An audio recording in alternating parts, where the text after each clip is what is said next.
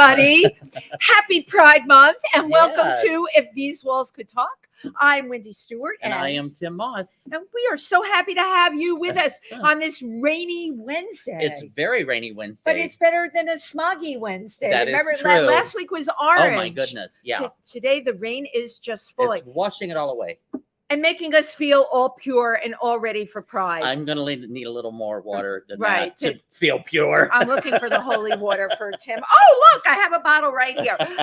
So we are not even, well, we're almost to the halfway mark of Pride. And Yes. we are. And look at this. Look at this. It's I blend. You I do. blend. You're going with our background, which is so great.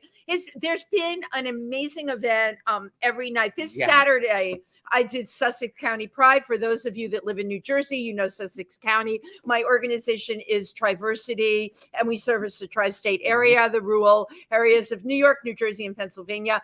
It was a sensational Pride. The amount of people that came out for it, and we do these rocks that kids can come and paint that say "You matter." Oh, yes, love is love, and nice. we do the rock project. You know, we're really catering now to, so there's so many kids out there now that are questioning. And when I say kids, I mean 8 and 9 years old. So and they come with their parents. So how wonderful to be able to give back in that way. Absolutely. Right? That's wonderful. We love it. Yeah. So you were, let me see, what was your, oh my goodness.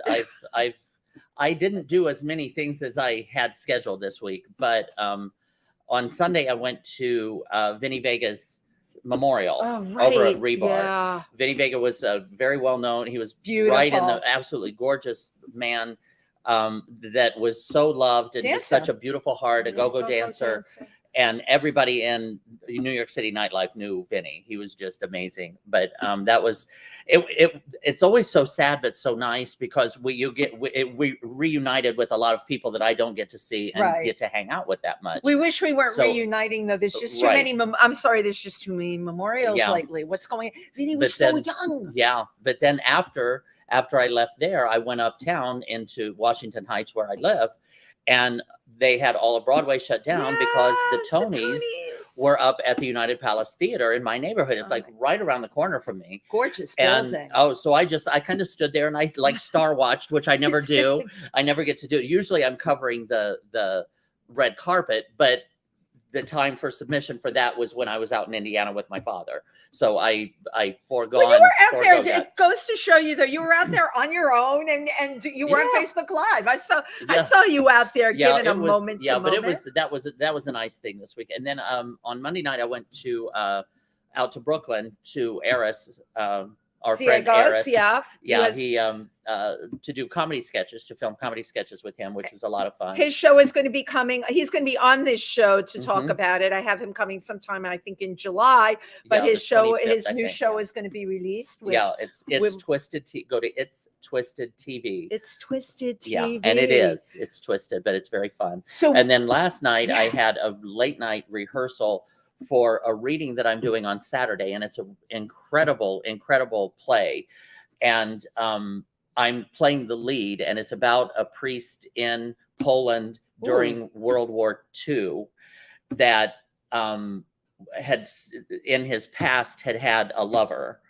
And he, I would hate to call him gay, but it's very timely. The story is very timely about like what's going on in the United States right now, and how it goes and it goes hand in hand. And so this Saturday we're doing a reading of that, and it's very intense, very incredible, and I'm so honored that they have entrusted me with that role. Oh, that's great. And that's something that's tied into Pride, right? Yeah, look at absolutely. Look at this storyline.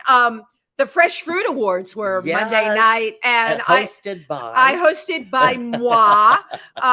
Kudos to Jed Ryan and Lady Clover Honey, who came up with the idea of the Fresh Fruit Awards to honor the creative aspects of the film community and the LGBTQ people that are making some really, I got to tell you, really, really fun stuff. And to Felipe Rose, who came as our special guest star and performed and co-hosted a little bit with me. Felipe Rose is the Native American in the Village people. Yeah, so. And who's still, he's working like crazy, and good. he's got his podcast that I've been on, and it's carried now by UBC TV. And this week I found out that TriVersity Talk, my nighttime podcast every Wednesday night at 7:00, is now with UBC TV. So that's exciting. Last night was Gay Officer Action League honored the Imperial Court, as well as other people at One Police Plaza. Goal is what is it? The Gay Officer Action League. Yeah. And was that last year or for the past couple of years? It's the last 2 years. Last 2 years, it's the gay officers, the gay policemen who have been banned, basically. Policemen and policewomen from participating in the LGBT parade, or in the Pride Parade, which I think is a huge mistake, because they were the leaders that went into that organization and paved the way and had to go through a lot of hell, I'm sure. Well, they also talked last night about, after Stonewall and now this, and that within the police themselves, they literally turned their back when the Gay Officers Action League was marching. The cops that were there would turn their back towards their fellow policemen and women. So you know what, ladies and gentlemen, this is like, we're all in this together, and 2023, and we're still dealing with this. And it feels like it's getting just worse. There's just some ways, so much stuff out there. But there are also a lot of wonderful people in the community that are doing good things. And tonight here at PANGEA, not typically usually on Wednesday night, but Kobe Cole is having his special Pride edition of Nouveau Riche here at PANGEA. So if you're in the neighborhood, or even if you're not in the neighborhood, drop by. Amazing talent and his insane $5 cover, as Kobe would say. Where can you go and hear this for $5? Oh, and I mean, the talent in that room is off the charts. It is just incredible. Absolutely amazing. Yes. And speaking of amazing, of amazing, the person that we have on today, I love them because they have taken their creativity and they're using it really to affect marginalized communities.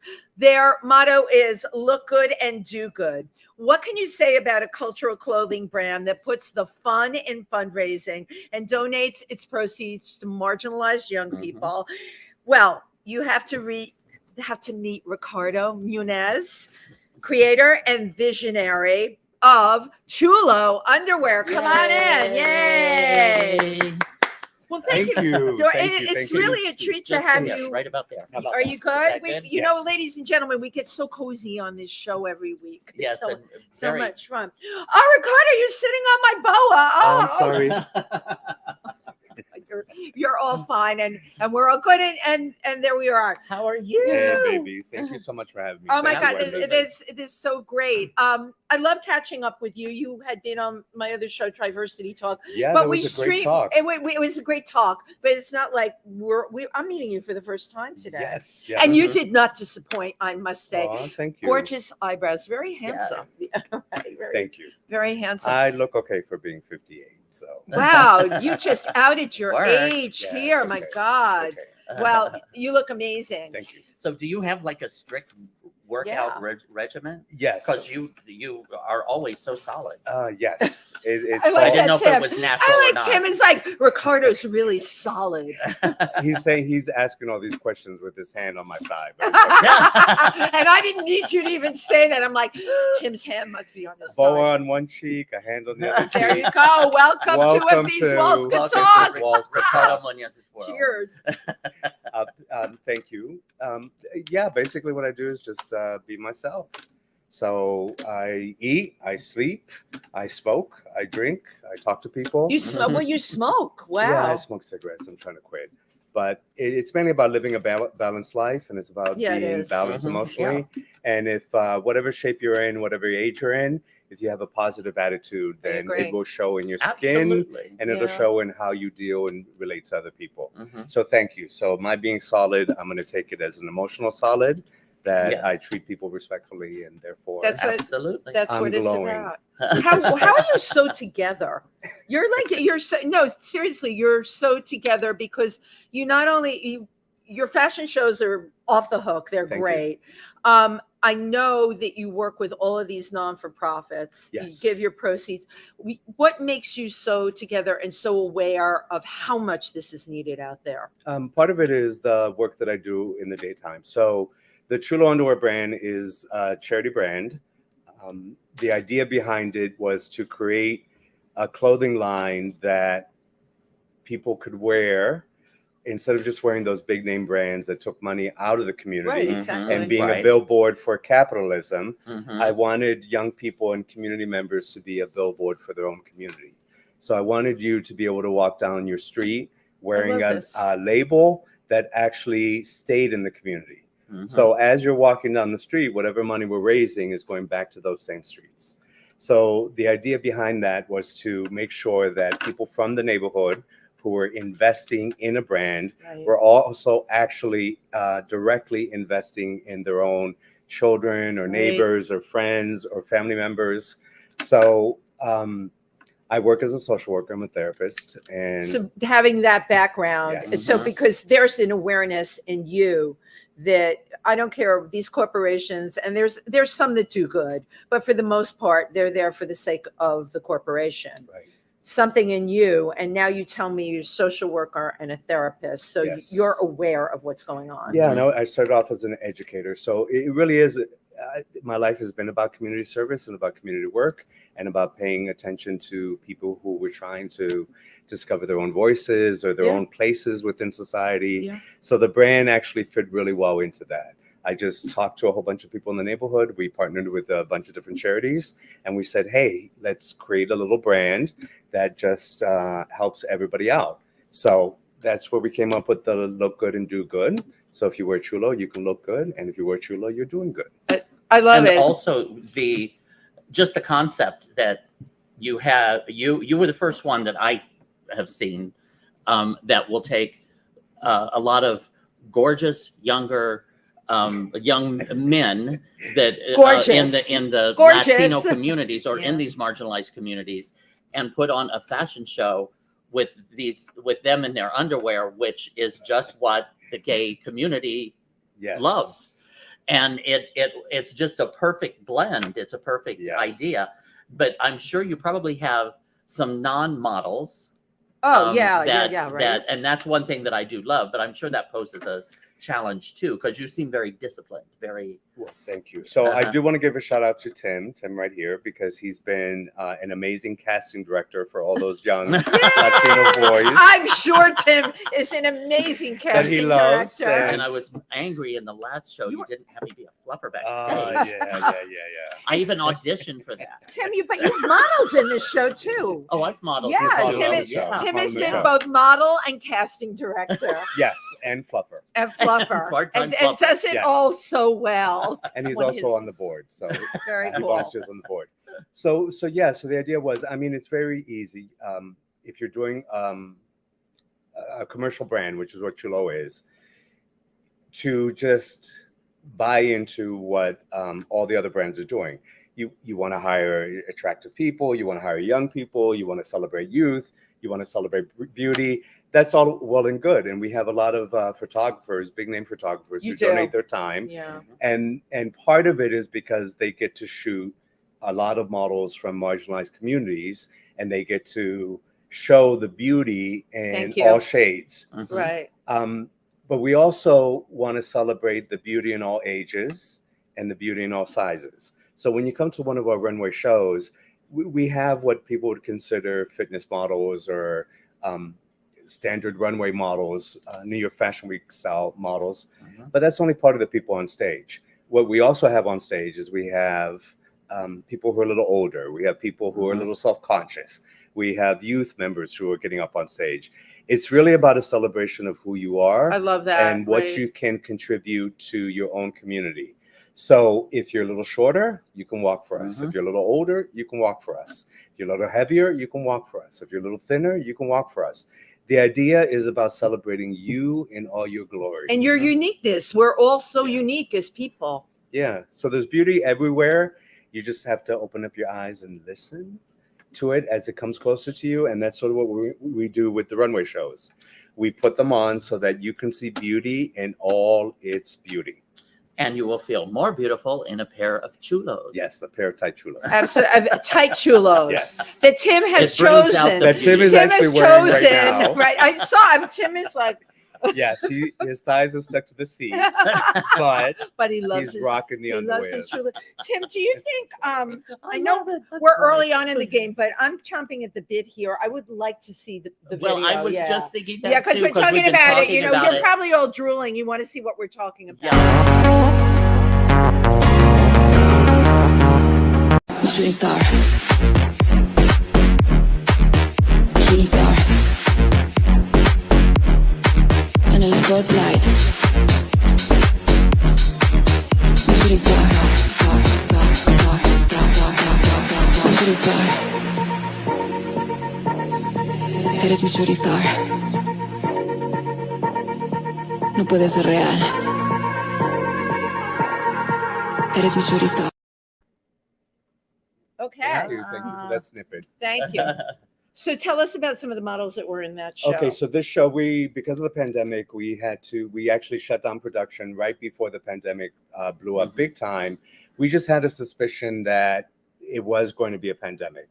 It started off in China and Asia, and then we were worried about production, and I sort of talked to the board, and I said, hey, I'm kind of concerned that if we go ahead with production and this blows up into a pandemic, all our money and or our products are going to be frozen somewhere. Right, that's exactly right. So we froze all production. We kept everything in the bank. We had to apologize to manufacturers. That you couldn't. Right. Yeah, we just said, no hey, product. we want to wait a little bit. But you were smart. And then the pandemic hit New York, and then we were frozen for about 2 years. We couldn't do much of anything. And we didn't know how long it was going to last. So all of our production money, we just donated. And so when the pandemic was kind of over, we had to start Chulo from scratch because we didn't have all that seed money anymore. So we didn't have new products. We didn't have seed money. We had to go out and we had to advertise to people and say, hey, look, we're still here. Can you give us a chance? We have to build the brand back up. So we did, and people had faith in the brand, and they liked the idea about the giving back. Oh, it's great. So we finally had our first runway show this February after being 3 years off. In Fashion Week. Yeah, for New York Fashion Week. And the lovely people at Fashion Week Online have been very kind to us. We're a small commercial brand based here in New York, but they put us on their official New York Fashion Week calendar because we donate all the money that we raise to different charities. So the last show that we did, it was the first one in 3 years, live on stage. We actually did a couple online ones that were pre-recorded. But the live one that we did was at Hush. And we partnered with the Sex Workers Project. That's the one. Yeah, that's the one right. That was an amazing show. Do we have that show. video? It was an amazing show. It was an amazing It was amazing show.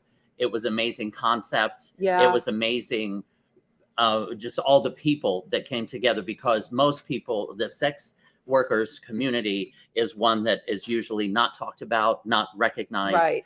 And partnering with them, I just thought that was so they brilliant. were amazing on the runway. And the video that I saw, absolutely the pride. You brought out that pride in them. They did an amazing job. So the Sex Workers Project is a not-for-profit organization that's run by a bunch of attorneys, and the idea behind it is to provide educational, legal, and social service support to people who are in the sex industry, either by force, by coercion, or by choice. So the Sex Workers Project doesn't worry about how you ended up in there. Right. They want to make sure that while you are in there or while you're deciding to come out, that you have the support to be able to make the connection and be successful. So most of the people in the show were sex workers themselves. Most of them are active sex workers. Some were retired. And then we had community members who weren't sex workers, but who wanted to be in the show. So the video it was great just to see the celebration of people from all different walks of life and being proud to be who they are. So it was a great night. I want to thank the people at Hush for working with us and for doing a lot of the donations. George Maestre is the manager there, the regional manager, and they've been really supportive, Boxes as well. And the Hush fundraiser, we raised a couple $1,000s for the organization. And it was a packed house. It was a packed house. And we had our youngest model was 17. That was the boxer? Yeah, that was the boxer. I remember interviewing him a few years before that at the boxing. When he was what, like 13? Yeah, and he was a boxer in the Bronx at a boxing ring where he had another show. Yeah, so we did a show at El Maestro in the Bronx. He represents that club. That's a boxing club and community center in the South Bronx on Southern Boulevard. Oh, you must get some great models from there too, because these kids are doing boxing. Yeah, they did a great show, and Joseph Torres is his name. He's the junior Olympic champion in his weight division. So he's been modeling with us off and on. So he was in the show, and I had his parents come, of course, because he was 17, and he wore something less provocative. The other models were... He was a little more covered up because Mom and Pa were there. Yeah. The father was okay. The mother was like, "Oh, Lord, she was like saying prayer. Where did I go wrong?" She was very happy and proud that he was on the runway. And I was like, "Don't worry. He has 32 pairs of boxers on. He's going to be safe. We have everything covered." But then, of course, the model right after him had nothing. Right? It has, she has like spit on her nipples and lipstick and a tanga. But well, you said you like to balance things out, Ricardo. So there you go. That's a good balance. Right? But it worked out pretty well, and it's a blessing to be able to partner with all these different charities. Is it okay if I name a couple of them? Oh, I want you to. Please. Yeah, we do. Okay, so one is Tropical Images Dance Studio, which is headquartered in Sunset Park in Brooklyn. Okay, and that was run by a couple. He unfortunately passed away. He was on our board. But his partner remains, and Relis is her name, and she's running it. So we met them when we first came out in a brand, and we actually met them at the Sunset Park Parade. So they've been with us for the past 6 years that the brand has been around. Uprose in also Sunset Park. That's an environmental justice program that motivates and helps young people of color help go out in the community to talk about how climate change and pollution is adversely and especially affecting communities of color. And young people go, this is great. I don't want to gloss over these because you're talking, here's something that I've noticed. These smaller organizations do not get notoriety unless we get out there. And I love what I'm hearing. So they send young people into the community that are aware of what's going on in the environment. Yeah. And they speak, they go out. Yeah, so a lot of these are high school students, college students. Amazing, right? The idea behind the group, Uprose is the largest and oldest Puerto Rican organization in Brooklyn, and they've always been in Sunset Park, and it's run by Elizabeth Jean-Pierre, and they've been working with us for about 6 years as well. And their idea is they want to make it possible that young people lead the change that we need to make in order to reduce pollution in frontline communities. So Joseph Torres that I mentioned, he's the boxer.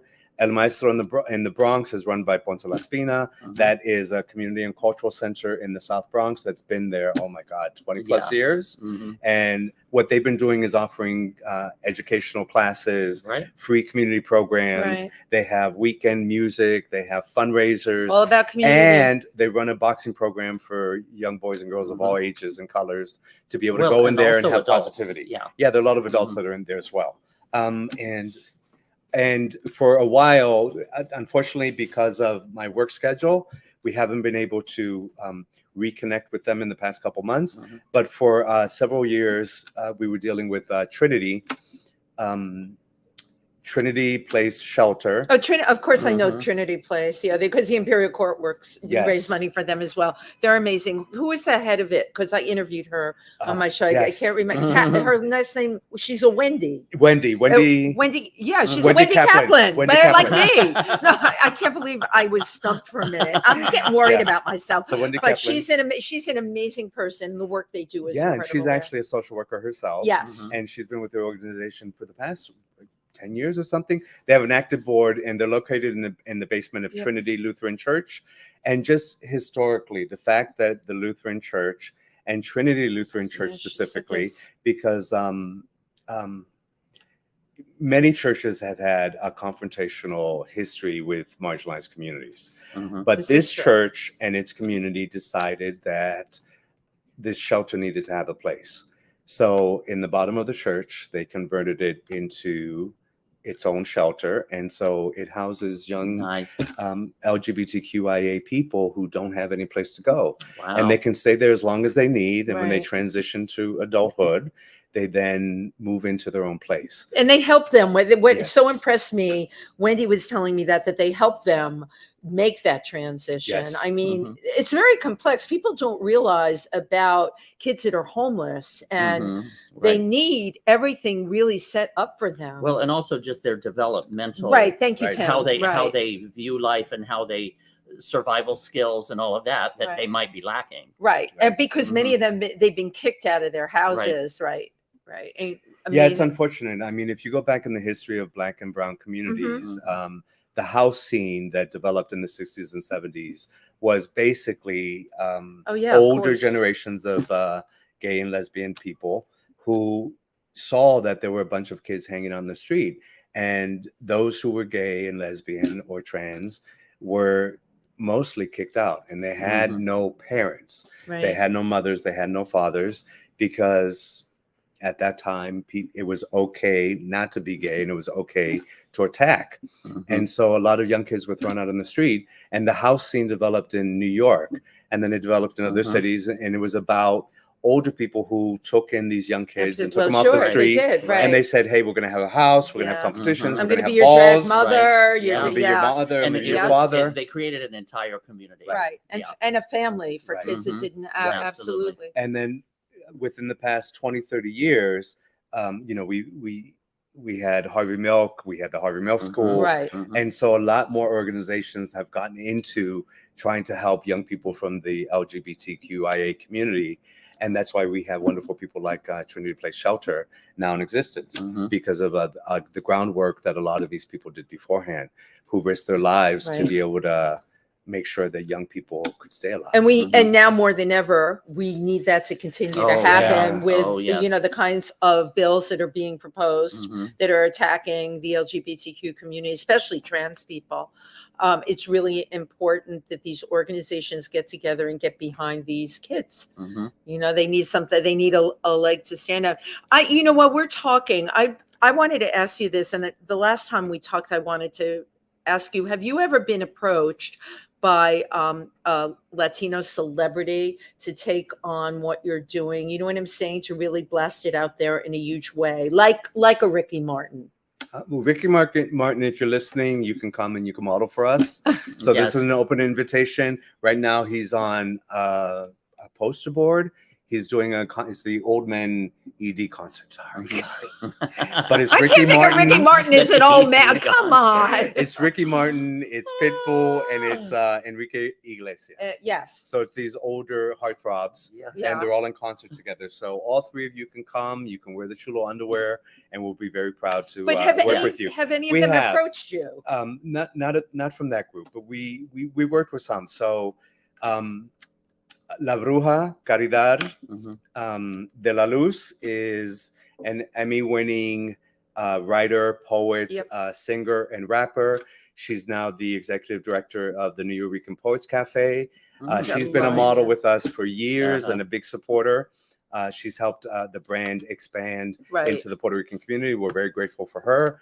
The 10-time Golden Glove boxing champion from the Bronx, Nisa Rodriguez.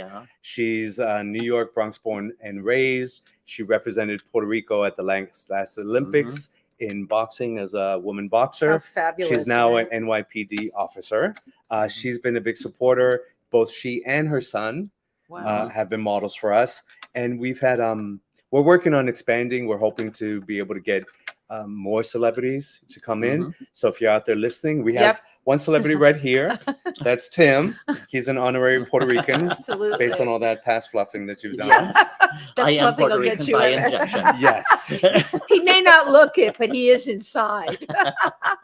And I'm Bronx born. So there you go. So part of it is the board. We're all busy. We all have full-time jobs. And Chulo really is part-time for us. Right. We're all working in the arts. We're working, doing community theater. We're teaching. We're doing social work. We're doing therapy. We're doing medicine. So a lot of us are working 8 to 16-hour days. And when we come together, we may have 2 hours on a Monday, 4 hours on a Wednesday, 3 hours on a Saturday. So it's really tough for us to be able to go out and reach and do the promotion that we need to do. That's why I'm putting the celebrity thing out there, because because I think of this all the time. Smaller non-for-profits, everyone's got a day job, a night job, a job, and they've got a million things they're doing, and they take time to create the non-for-profit. You know, for my organization, TriVersity, we have board meetings, we give events. Everyone is like doing a million things. Celebrity comes in, and all of a sudden there is all that money to put into your programs, and it's a no-brainer for them. My God, if I were on that level and had those endless deep pockets, it's great for them, because it's all about doing good, looking good, doing good. Get your name out there. Ricky Martin, if you're listening, please. What I will say is this, is we've been pretty successful in partnering with a lot of porn stars, OnlyFans stars, people in the sex industry, and they've done a great job of promoting or wearing our products while they're shooting films, while they post them up on their OnlyFans. I'll shout out to one, Killian Fit, who is in Miami right now. He's from the Canary Islands. He's done an amazing job expanding the brand so that other countries are ordering, and we're shipping internationally. I didn't know they had porn stars in the Canary Islands. I learned something on this show. I should have brought pictures of all the different OnlyFans. I love it. That's great. Well, I do want to touch on your social work, but before that, let's talk about like promotion and how you get word out.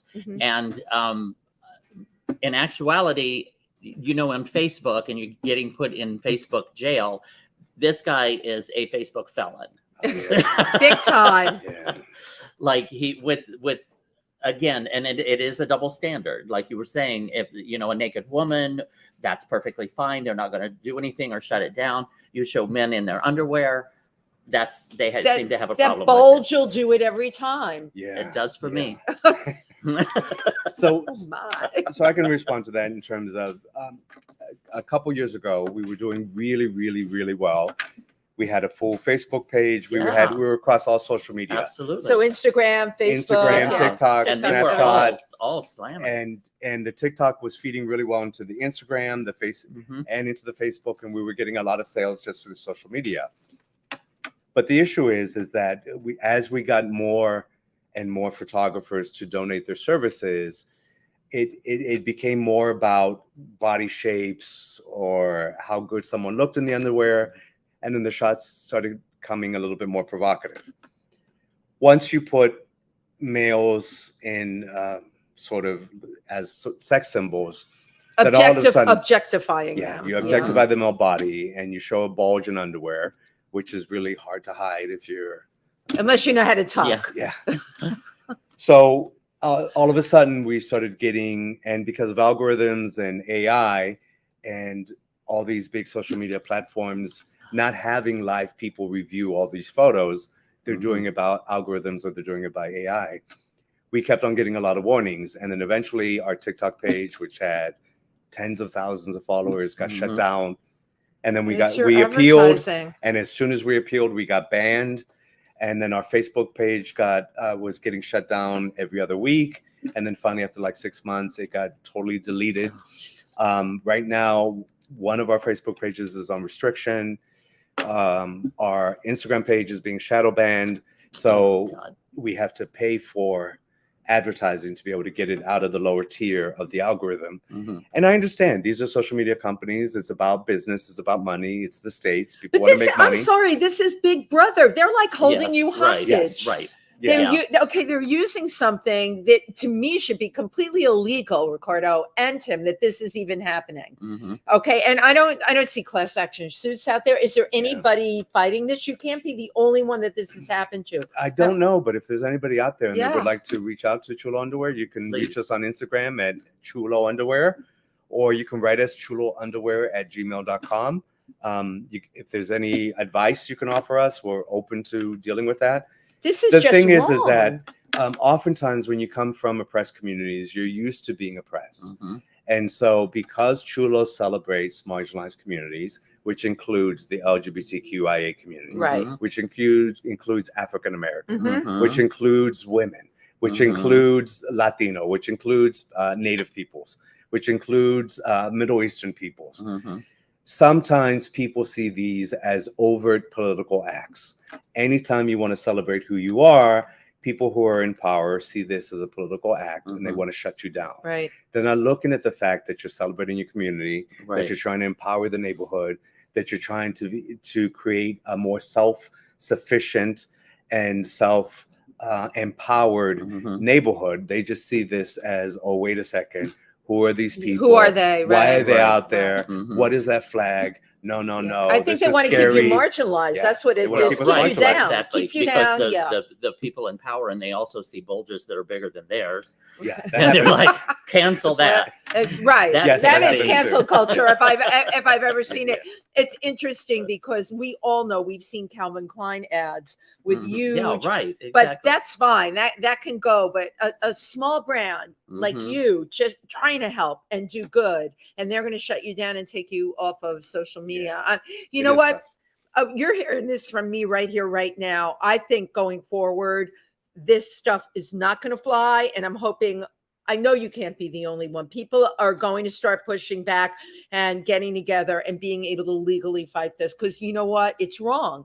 It's just wrong on so many levels that they can do this to someone. It's bullying with a capital B. You know, it's social media redlining. Thank you. There Social media redlining. So if you don't fit into the profit margin that these social media companies have designed for themselves to be able to create more capital for themselves, well, then they're going to keep you on the outskirts. Right. And usually it's going to be those communities that have been on the outskirts to begin with. Their whole. Wow. You know, so we've had models come, models from dominant communities who've modeled for Chulo Underwear, and they've gone on and become successful. They've blown up, they've been on MTV, and we're really happy and proud for them.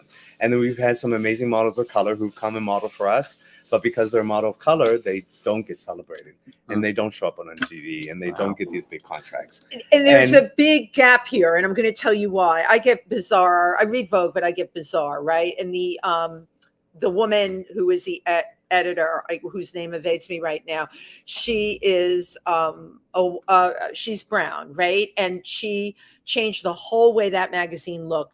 A large portion of the models in there are Black, Latino, and Asian. And I don't know if you remember this, but there was once a time where you couldn't be that Black. You couldn't be coal Black. I have a friend who's a model scout, Tony, who talks about that. They would send him out to scout models. They're like, she's beautiful, but she's too dark. Now they want as dark could be. So I bring this up because if mainstream America, which is like a Harper's Bazaar, that's a rich person's magazine. If they're willing to change their perspective, how can they keep other communities down? It doesn't make any sense to me. In my opinion. Yeah. And my observation over time, it takes a long time for the rest of society to catch up. Right. But we can just keep introducing, keep pushing. That's what it is. And then a larger segment will recognize it, and then a larger segment, and then a larger segment. But you have to keep fighting the good fight. It's almost like the trans community right now. Yeah. Are where the gay community was about 30 years ago. Exactly right. Yeah. That they've just kind of come out into open society. They're under attack. The rest of society doesn't understand them, and they don't want to even try to understand them. And therefore that's the problem. But the longer they're there and the more they're visible, the more people will learn. Right. Good point. Yeah. And it's staying power, which is what you're doing. Absolutely. We are fighting through. Look, to just briefly touch on some of the politics behind it.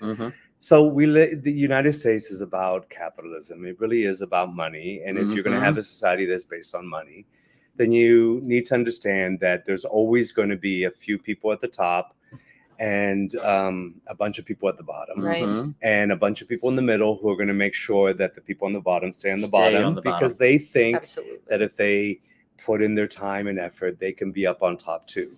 And so in the US, what tends to happen historically is when one group is finally elevated, another group has to be devalued or for brought the in elevation of the to one take group. their place. Because the mentality is there's not enough room at the top. Right.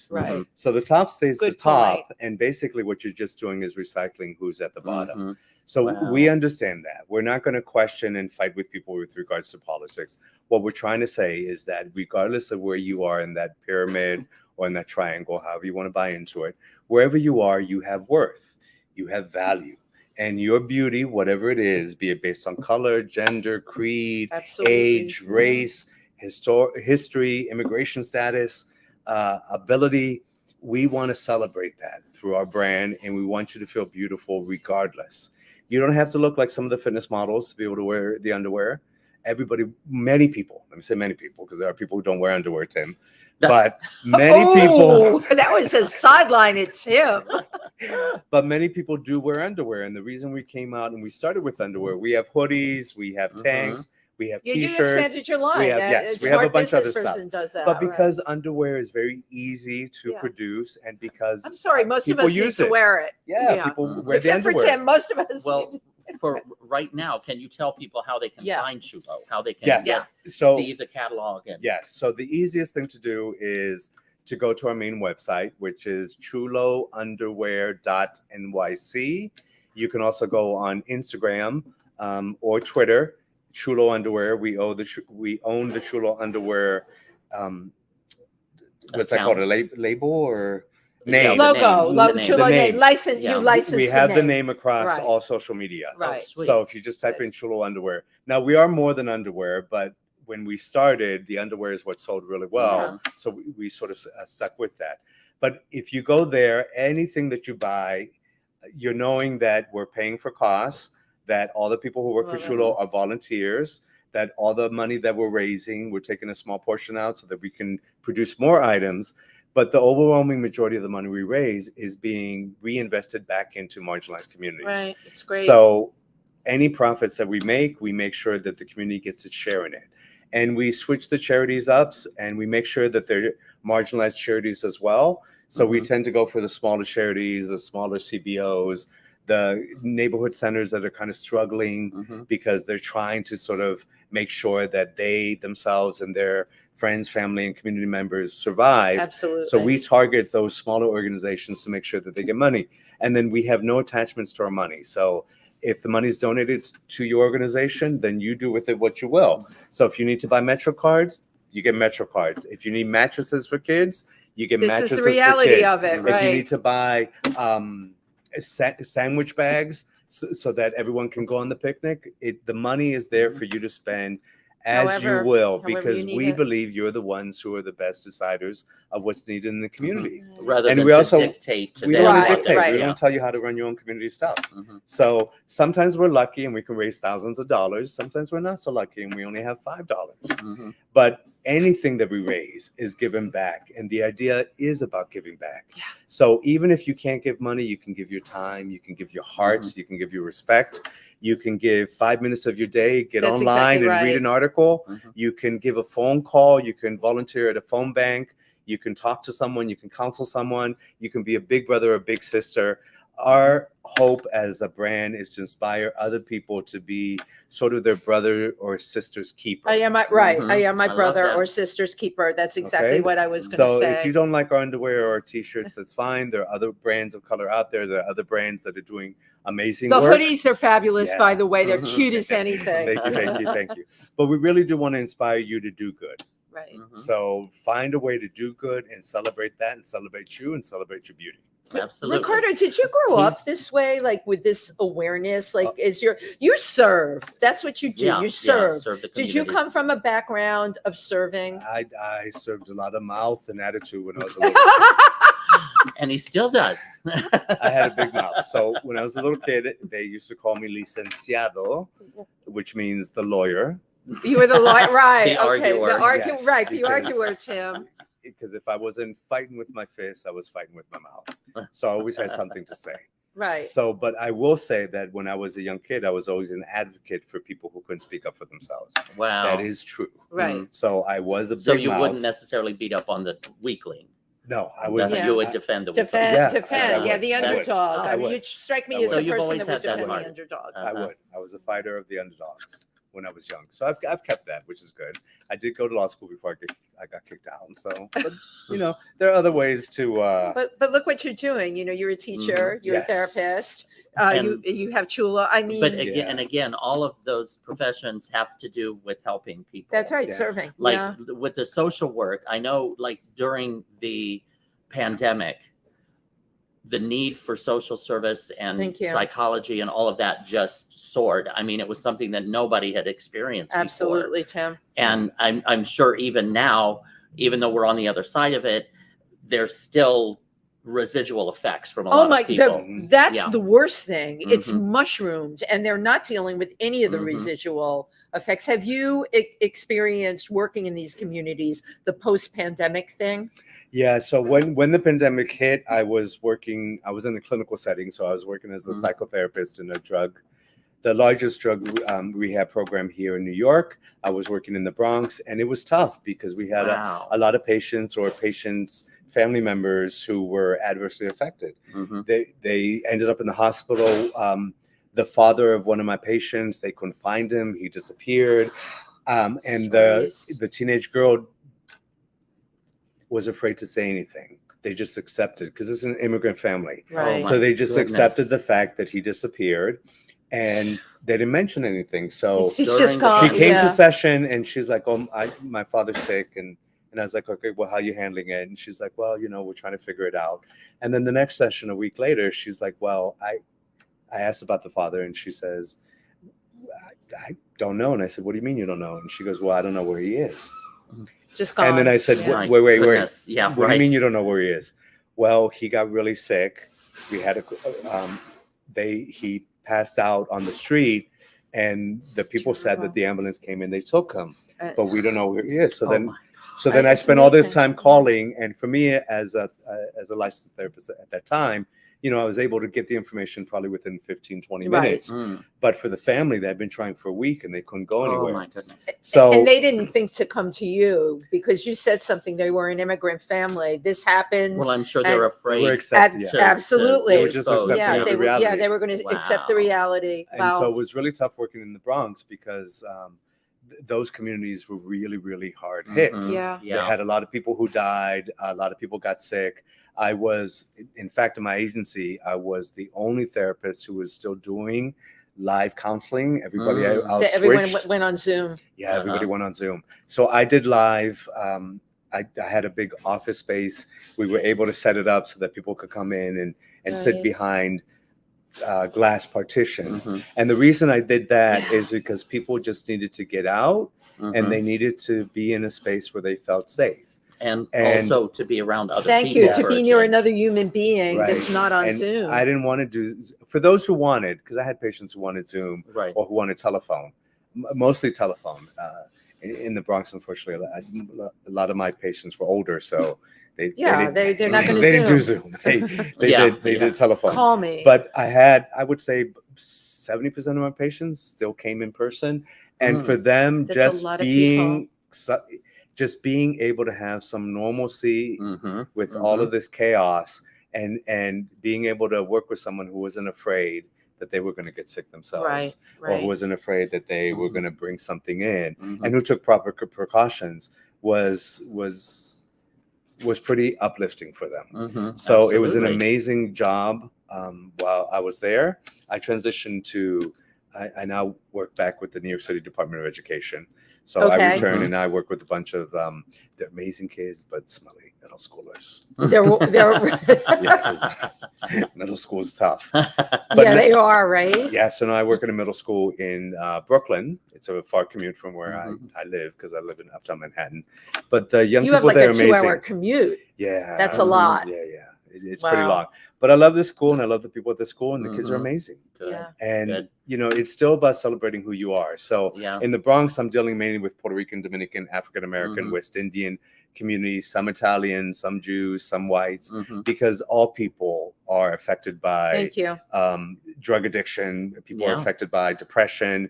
It doesn't affect one race in particular. Mental health is an issue for all people all over the place. And thank you for what you're doing and for what you just said, because we talk about this all the time. And you know, Felipe Rose, from the Felipe's like, why are people not talking about depression? With Tim and I have discussed it on the show all the time. There's a lot of people out there that really need help and they can't get it. You would think in a society like this, and we're in New York, you should be able to have be resources, and it should be easy to get. And I can tell you, it is not. So thank you for what you're doing. Thank you. Because and again, once again, it's always been reflective of who you are. Right. Is helping others, listening to what their needs are or what problems they're going through, and try to come up with a solution to help them. Yes. So I'm politically, I would probably call myself a pragmatist. I'm more looking at how can we fix things than I am subscribing to any particular. We call that in philosophy. Africa. We call that a fixer. Yeah, we do. That is the title. You're a fixer. Yeah, it's more about what are the issues? How can we address them? How can we make it work the best with what we have? But really, the whole philosophy across what all of us do. Because like I said earlier, Tim is one of our board members, is all the people who work with Chulo, either on the board or as a volunteer, as a designer, as an artist, they really have it within their hearts to try to help other people. Right. So I really think you can help yourself by helping others. Yes. And I really think that you can elevate yourself by making sure that you're elevating others. So when I work with young people, oftentimes I'll tell them, the road for you is a lot different than it was for your grandparents. You have your mother or your grandmother saying, or your grandfather, I had to walk uphill. Yeah, right. Yeah, I walked through the snow. When Tim's from Indiana, I had to walk 5 miles in the snow with no shoes. With no shoes, right? I had buckets on my head to go get pond water. Whatever. I love that. Whatever it is that they say. And it is true that each generation has its own struggle. And maybe your grandparents had a different struggle. But a struggle is a struggle. And whether you're struggling now or you struggled 50 years ago, your struggle has value and you have value. And you have the opportunity to be celebrated for whatever it is that you're facing. So the road for a lot of LGBTQ members may be better paved now. It may not be made out of gravel, but part of the reason it's paved is because you're walking down that road and you're bringing all your ancestors along with you. So you're paving the road so that they have an easier road to walk so they can meet up with you. So you're representing yourself, you're representing your community, you're representing your ancestors, and you do what you can do. Right. So if you can talk, if you can draw, if you can give, if you can help. But really, it's about celebrating who you are and all your glory. Here, yeah. And again, I hope everybody gets a better idea of who this man is. Yeah. He's just such a remarkable human being. I think you should be hired everywhere to be a speaker about these things, because more of this needs to be said. I was at an event for Gay Officer Action League last night, and some of the things, it was only the gay officers. And some of the stuff that I heard that they said within their speeches, and there was a woman there that she's now working for the FBI. She got kicked out of her house, Latina woman kicked out of her house as a teenager, lived in a shelter, put herself through college, went on to get her master's, and now, became a police person. And now she's working for the FBI. I mean, you hear these stories and they are incredible and they are inspirational. It's everything that you've said here today, Ricardo. So I'm going to do two. Do we have time? Yes. Oh, yeah, we have for you all day. So I want to highlight two things. And I said this last time when I was doing the online interview with you. Yeah, TriVersity Talk. And I said this to you, Tim, on several occasions. But I really do want to thank the two of you for what you do for the community. Because the two of you are tireless in your efforts to make sure that people's voices are heard. You're tireless in your efforts in terms of celebrating art, in terms of celebrating voices. You're out there, people see you, you're celebrities in your own right. People say hi, you have a boa, you have the colors, you have the rings. Sometimes you get free drinks. You're living it up and you're going to many events.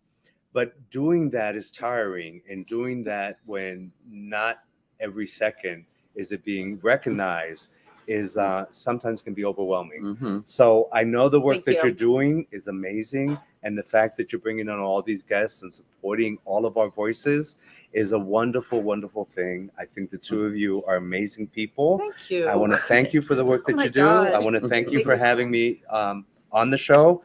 But I also want you to realize that there are people in your audience who love you, who celebrate you, Thank you. and who are grateful for your efforts, for your time, and for the dignity with which you conduct your lives. Oh my gosh. Well, thank you. I love that. It's going to make me cry. And you know what? In terms of overwhelming, the one thing I can say, what we all do, not even a little bit, it's just like for you, I couldn't exist any other way. Do you understand what I'm saying? If I'm a fixer and a server, and I believe, as you do, every single person should be the best person they can be. And I want to help them do that if I can, you know? And you know what? If I can't, then I have to just move on to the next person. But my life gets value from that. I have to find value in my own life. If I didn't have that, what would I have? And another hat that you wear that I forgot to mention is photographer. Oh yeah, the photographer. Yeah. That's right. Actually, we have Tim has a story about the new watering hole in Central Park we discovered when I was shooting him in his culo and chulo. We were in Central Park. I was shooting in my underwear and Okay, so when I want to hear this story. I forget. I remember a naked man. God, it was you. No. Okay, so I told the story somewhat quickly. So as a photographer, I want to be able to celebrate people in all their glory, their beauty. So Tim says, "I'm beautiful. Celebrate me in my culo, in my underwear." And I said, "Yeah, of course." And he's like, "What? You really shoot me?" And I said, "Yeah, you're amazing, Tim. Come on, model for the brand." So we decided to go to Central Park, and so we're there, and then Tim is just whipping everything off, and he's running around in his chulos, and he's like, "How about here? And how about here? And how about like this? How about if I put my leg up here?" And I can see you doing this too. You know, and there were a couple times I had to help untie him because he got stuck. And I was like, "Tim, I don't know if you want to lift your leg that high." And he's like, "But it's for charity. It's for charity. I'll go to the ends of the earth for charity. I'm helping." And so we're shooting in the northern end of Central Park, and then all of a sudden these like naked men appear. And I didn't notice them, but Tim is like, "Oh, there's a naked man in the bushes." Wait, you weren't in the Rambos, but the northern part of Central Park is also. And I was like, "What?" And he's like, "Look, he's right over there." And I said, "Well, what do you want to do?" And Tim's like, "Well, maybe he can shoot for chulo too." So we were stopping, we were talking, we looked at him, and he took it as an invitation. So he popped out of the bushes, and he comes, and we took a couple pictures of you with the naked man. Oh, okay. Which Tim has blocked from his memory. In the Northwoods of Central Park. There were two of them. Great story. There were two of them. Great story. It was pretty funny with that. I love it. I do want to add a little bit more with the Chulo underwear brand. So everybody who works with Chulo is a volunteer, and everybody who works with Chulo is coming from a marginalized community. And so the brand is about doing good and looking good, but it's about celebrating who you are. So for the audience members out there, if you don't hear it from anybody else today, I want you to hear it from us. You are beautiful. You are worthy. Yes. You are special. And you are to be celebrated. Absolutely. So this is Pride Month. Be proud of who you are. And if nobody else around you, beside you, behind you, in front of you is telling you that you're special, we are on this show telling you that you are amazing. Thank you for being part of the show. Thank you for supporting the Chulo brand. And thank you to my two wonderful people here for bringing the Chulo brand to the forefront and allowing us to share a little piece of who we are with who you are. And thank you, Ricardo, for being here. We have people that tuned in with comments. We have some comments from people who watched. I can't see the top of Mike. Mike Luisi. Hi, Mike. Hi, love it. Hello. Mike loves it. Oh, Suze Genero from Suze GX Designs. Wait a second. The naked man, he's writing you. Oh, that could be. The one from Let's do another Central photo Park section. North. Jess Branas from Philly says, "Happy Pride." Thank you. Happy Pride. The amazing Nathan James. Hi, Nathan. Yeah, Nathan. Tree Sequoia from Stonewall. He says, hello, my dear friend. Hey. Hi, Tree. I miss seeing you. Yes. I hope I see you during Pride. Yes, he's recovering, and we send you healing energy. Yes, sending healing energy. Victor Santiago, hello. Yeah, he says, hello, Wendy, my queen. Hello, Victor. And everyone in the panel. Yeah, he's great. Really Rose Trentman, congrats. Rose, thank you Rose. for tuning in. She's a part of our royal family. She says congrats to the woman boxer. Oh yeah, Rose she does the boxing. She was honored. She was a commissioner. The first female commissioner. Yeah, Rose Trentman first and was honored. They had a party in her name, and that is so great. Diana Romanol, wow, loving this talk. Welcome to the club. So invitation to Miss Rose, reach out to us and we'll put you in some shows. Oh yeah, Rose, absolutely. We will totally connect you. Totally. So just reach out to me after the show. Diana Romanol, thank you for tuning in today. What did she say? This talk track. Donald Trump has banned constantly from social media. There you go. Peggy Noro. Hi, says, Peggy. Hello, beautiful friend. And hello, Tim. Peggy. And Teresa Sabin. Love Teresa. She's great. Happy show day. Peggy Nora. If everyone would just be kind. Right. If everyone would just be kind. And realize that differences make us beautiful. Absolutely. Thank you. We believe it's that, not Peggy. About politics. It's about embracing the differences that makes us unique. Mm-hmm. Amen. Congratulations to Ricardo, and thanks for making a difference. Right. And Stephanie. Oh, Sean Henderson Vigil says, awesome job. He's a good friend of mine from Indiana. Oh, hi from Indiana. People from all Stephanie. over today. I chatted with Stephanie Gould. She's in Boston earlier today, and she says hello. Hello. Paul Anthony Mathieu says exactly, but I'm not sure what he's saying exactly to, because a lot of times people will respond to what we're talking about at the moment. We're in the world of streaming, Ricardo. Right. Yes. It's all so crazy. This Paul really Anthony Mantia says, Happy Pride Month, celebration of life. Oh. Yes. Thank you. And thank you, everyone who was on today. Ricardo is amazing. I'm so glad you all got to watch the show. Thank you for everything that you do. Really, thank you. It's because of you, and we do have a certain kind of person on this show. They have to have an inspirational story, and they're making a difference. Mm-hmm. Their own difference. We all dance to our own drum. Yes. But how incredible that we can surround ourselves in a world with people like that. Mm-hmm. Incredible. And again, I'm so grateful to know you. And to just be in a little way a part of Tim, your world, because wonderful. I enjoy everything about Chula Underwear and what you're doing. It's so wonderful. So be sure to go. Fashion show too. Yeah, so we're gonna see. So we're probably gonna. We did this weekend was June is Pride for two groups of people for this audience, the LGBTQIA community, and also for the Puerto Rican community at large. Mm-hmm. So. The National Puerto Rican Day is always the second Sunday in June. Mm-hmm. This Sunday, I attended the Puerto Rican Day Parade on Fifth Avenue in Manhattan, and then I ran over to do the Sunset Park Puerto Rican Day Parade on Fifth Avenue. Sunset Park. That's a Tim schedule. And then on Saturday, we did the 116th Street Festival.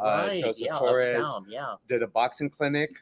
Joseph did a great job. He started with like a hoodie, the tank, and before I knew it, he ended in just his boxers, just boxing out there. Yeah, just boxing. Well, and he drew a huge crowd. He is a boxer. That's what I mean. Professional, And watching him grow up, that was amazing. Yeah, amazing. He was one of the kids that from the street that fell in love with boxing, really learned the craft and had what it took. And to watch him grow, and he's just going to continue in that because he is a boxer. That's just part of it. That's just who he is. He has two amazing parents who've been supportive. Mm-hmm. They're both from Puerto Rico. Joseph himself was born in Puerto Rico. And then they moved here to the Bronx, and he's been focusing on school. He's a great student. Mm-hmm. He graduates this year. He's going to college for biochemistry. And isn't it amazing though? It's all around boxes, biochemistry. I mean, So wow. he's a great young man. And congratulations to him. And we've just been honored to meet so many amazing people with do. amazing stories. It's because of what you do. You got to let us know when the next fashion show is. Oh, right. So we're hoping to, now that we're on the calendar for February, the next New York Fashion Week show is in September. So we're hoping to be able to stage We'll announce it on here. You got to let us know. Yeah, where it is. We haven't set it up, and normally it would be set up by now, but we've been focused in on just sort of fundraising and trying to catch up on products. We have a lot of new products that came out. If you go to www.chulounderwear.nyc, you'll get to see our new hoodies, our new tanks, our new tees. We did pretty well on the tanks. A lot of our tanks are about ethnic and cultural pride. So we have all those products out. So we're a little late in announcing, but we are going to do a show in September. We just don't know where we're going to stage it yet. And we'll let you know. I guarantee. The calendar. How do they get the calendar? I guarantee it will be a creative show. It saw the calendar? It'll be. How do people get that? That calendar's hot. Oh, that's right. Oh, I should have brought the calendar. The calendar. How can they get that at Chulo Underwear? ChuloUnderwear.nyc, or you can, if you go through Chulo Underwear on Instagram, there's a shopping link there. Oh, yes. And you could just go through that shopping link and it'll be sent out to you. Great. Right now, the calendars, because we're in June, we have a special sale. They're only $5. So, right. And the hotness never ends. So what if it's somebody that was and Tim's month is coming up. He's the centerfold for August. Tim, when it's hot. It's Tim and his culo for August. I love it. Now, Chulo is CHULO. Yes. So it's chulounderwear.nyc. Yes. So Chulo means pretty boy or someone, but the way it's used. Okay, so let me give you why I chose Chulo. Coqui Chulo. So Coqui is frog. So I chose the moniker Coqui Chulo. Coqui is the frog native to Puerto Rico that makes a whistling sound at night as the male is out there looking for mates. So all night long, that little motherfucker that's this big is singing. Yeah, they do. They're singing and just like in real life, all the people that he's singing to aren't paying attention to him. They're going about their business. But he keep on singing and singing and singing and singing and singing. And so when you get enough of these, it's this cacophony of sounds that sounds like coqui. It's like coqui throughout the whole night. And it's a frog indigenous to Puerto Rico. Now, originally that frog was only in Puerto Rico. There are cousins throughout the Caribbean, but that particular frog with all of its subspecies was only found in Puerto Rico. But as Puerto Ricans have moved across the world, the coqui now lives in Hawaii. Yeah. They've taken their coqui with them. They just discovered that the Puerto Rican coqui is now in Southern California. Get out. Go figure that, right? So the coqui is all over the place. Coqui will travel. So outside of Puerto Rico, Chulo, it has more of a derogatory meaning. It could be a mama's boy or a pimp. So in many countries use the word chulo to describe a pimp. Or someone who's still living at home and still relying on his mother or women for money. Yeah. But in Puerto Rico and Dominican Republic and Cuba, the Caribbean idea behind a chulo is someone who has charm, someone who has the ability to engage other people in a positive way. So you don't have to be physically fit and muscular and exceedingly handsome to be a chulo. You could just have a nice smile. I love that. Right. Nice. You could be short and chubby, but you have a way with words, and everyone's like, "Oh my God, he's a chulo. Here comes a chulo." The idea is about celebrating the ability you have to engage people in a positive way. So we named the underwear chulo because oftentimes people of color are denigrated. And so we understand that some countries think that chulo is a bad word, but we wanted to highlight that we come in all shapes and sizes. We come good and bad, and we still have beauty. So that's why we have chulo. So if your country thinks that chulo is bad, that's okay. We want to celebrate the good in that bad. And our chulo is charisma. Yes. Yes. And that's the idea. Well, again, everybody go to chulounderwear.nyc for everything chulo, and you'll see lots of culos. Yes, including Tim's. And follow us on Instagram. Yes. We need more followers. We want to get to the magic mark where AI and algorithms can reduce the effect they have on our brand. So let's get to 20K. Important. Yeah, just go on Instagram and follow Chulo Underwear. Yes. Great. Perfect. Thank you so much. Oh, Ricardo Muniz, thank you so much. Thank you. Love this guy. And thank you, everybody. Yeah, and thank you, everybody. Have a wonderful mid-June Pride. Keep going to events. Keep spreading the word. If you're going to be in New York, try and come to the march. It's really important. Okay. We're going to be announcing. We're announcers. Oh my God. We're announcers. And Icavelli. And Icavelli, the three of us. That's going to be wild. At the AIDS Memorial, which is just 13th and 7th. Yeah, just right up the block from the LGBT Center. Right. And we're we'll be there. At that announcing in the Pride Parade. At 2:30. Yes. We're going to be there, I think, 2:30 to 4:30. 2:30 to 5. 2:30 to 5. Yeah, we're going to be saying all kinds of stuff. Come hear us say stuff. Thank you, everybody, for today. Love you guys. Bye-bye. Bye.